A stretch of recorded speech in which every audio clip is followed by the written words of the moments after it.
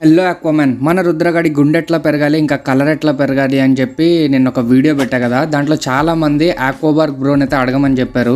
అయితే ఆక్వాబార్గ్ బ్రోకి నేను మెసేజ్ చేశాను అనమాట.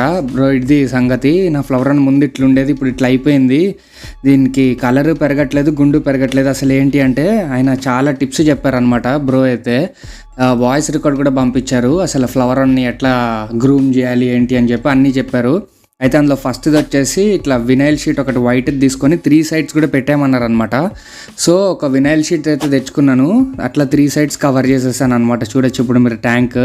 ఆ తర్వాత ఒక గ్రూమింగ్ మిర్రర్ కూడా పెట్టమన్నారు. ఇంకా ఫిల్టరేషన్లో చేంజెస్, ఫుడ్ కూడా ఈ ఎవర్ రెడ్ అసలు బాగోదు, red sin, super red sin ఉంటుంది కదా, అది వాడమన్నారు. అది కూడా ఈరోజు మనం కొందాం, అన్ని చేంజెస్ చేద్దాం. టీడీఎస్ ఏమో ఒక 300 to 400 మెయింటైన్ చేసి ఉంచమన్నారనమాట. సో అవన్నీ చేంజెస్ చేస్తున్నాను. అట్లా ఒక 30 days చేస్తే మనోడు పికప్ అయి గుండు కలర్ పెరగచ్చు.